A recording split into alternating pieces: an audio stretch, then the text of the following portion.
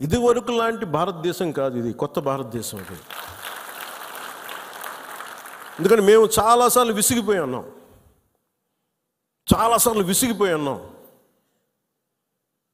మీ ఇష్టానికి వచ్చి కాళ్ళు చంపుతానంటే ప్రాణాలు ఎలాగపోతాయి మాకు తెలుసు. As well as will fight and let our life go. దాన్ని సిద్ధపడే వచ్చాం రాజకీయాల్లోకి.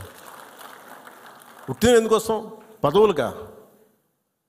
పదవులు లేకపోతే మనకి ఏమొస్తుంది? ఇంకా బాగుంటుంది. పదవులు లేకపోతే స్ట్రెస్ ఉండదు.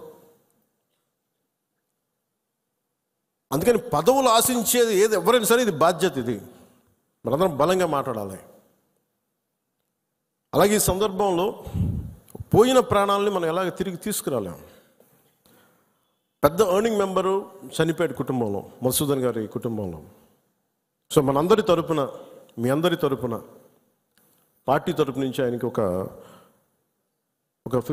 50 లక్షల రూపాయలు ఆయన కుటుంబానికి అందజేస్తున్నాం. అని నాకు ఎప్పుడు డబ్బులు అనౌన్స్ చేయడం ఇబ్బందిగా ఉంటుంది.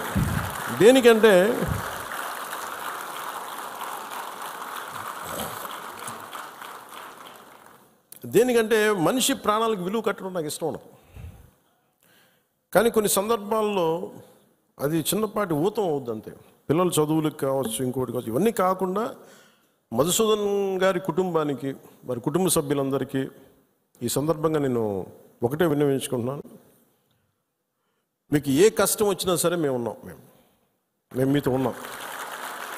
ఏదో ఈరోజు ఒక 50 లక్షలు ఇచ్చి మిమ్మల్ని వదిలేయటం కాదు. మీకు ఏ కష్టం ఉన్నా సరే వాళ్ళకి మన పేషెంట్ నెంబర్స్ కూడా ఇచ్చాను. Any time you can reach out. మీకు ఏది అవసరం ఉన్నా. ఎందుకంటే చెప్పిరావు ఉపద్రవాలు. అని నాకు ఏమనిపించిందంటే, ఆ పిల్లోడిని మాట్లాడుతుంటే, మధుసూదన్ గారి కొడుకుని చూస్తుంటే ఒక్క సంఘటనకు పెద్దోడు అయిపోయాడు అబ్బాయి. 10 ఏళ్ళు ఏజ్ వచ్చేసింది. 10 ఏళ్ళు ఎంత ఉంటాయి అంతే, 10-11 ఉంటాయి అంతే. ఒక 20 ఏళ్ల కుర్రోడు ఎలా మాట్లాడుతాడో అలా మాట్లాడుతున్నాడు అబ్బాయి. ఒక చిన్నపాటి సంఘటన చాలు. నేను చాలాసార్లు అనుకుంటాను, పాలిటిక్స్లో రాకముందు రిస్క్ అది ఇది అనుకుంటే నేను అనుకునేవాడిని సింపుల్గా రోడ్డు మీద వెళ్తుంటే కూడా చచ్చిపోవచ్చు కదా. As well as you embrace an ideology. ఒక భావజాలాన్ని పట్టుకోండి. దానికోసం చనిపోతే మంచిది కదా, ఉత్తి పుణ్యాన్ని చచ్చిపోవడం కంటే కూడా.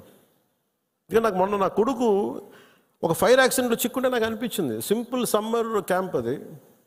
ఫైర్ యాక్సిడెంట్లో చిక్కుకుంటే పక్కన ఉన్న ఒక బిడ్డ చనిపోయింది. ఇంకో పక్కన ఉన్న బిడ్డ మొత్తం కాళ్ళు చేతులు మొత్తం కాలిపోయినాయి. వీడికేమో లోపలికి అంతా ఈ కొంత ఫస్ట్ డిగ్రీ జరిగినాయి బర్న్స్. తర్వాత లోపలికి సూట్ ఉంటుంది, గాలి పీల్చేయటం వల్ల ఆ పొగ. నా కొడుక్కి అర్ధరాత్రి పూట లేచి ఆ మేడపై నుంచి పడిపోతున్నట్టు కళ్ళు వస్తాయండి. సైకాలజిస్ట్ చూపిస్తున్నారు ఇప్పుడు. అలాంటిది మధుసూదన్ గారి పిల్లల్ని చనిపోయిన ఇన్ని కుటుంబాల తాలూకు మీరు వాళ్ళు ఆలోచించండి. వాళ్ళు పడుకుంటే నిద్ర పడద్దా? తుపాకులు వస్తాయి, తుపాకీ చప్పుళ్ళు వినిపిస్తాయి, భర్త హాహాకారాలు వినిపిస్తాయి, తండ్రి ప్రాణాలు కోల్పోవడం వినిపిస్తాయి.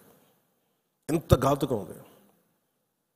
ఒకటి చనిపోవడం, ప్రాణాలు కోల్పోవడం ఒకటైతే, మానసికంగా దాన్ని తేరుకొని బయటికి రావడం చాలా చాలా కష్టం. అందుకని ఇలాంటి పరిస్థితుల్లో చనిపోయిన 26 మంది మరోమారు నా సంతాపం తెలియజేసుకుంటూ మనస్ఫూర్తిగా వారందరూ వారి అందరి కుటుంబాలకి దాదాపు మీకు అంటే మన ఇలాంటి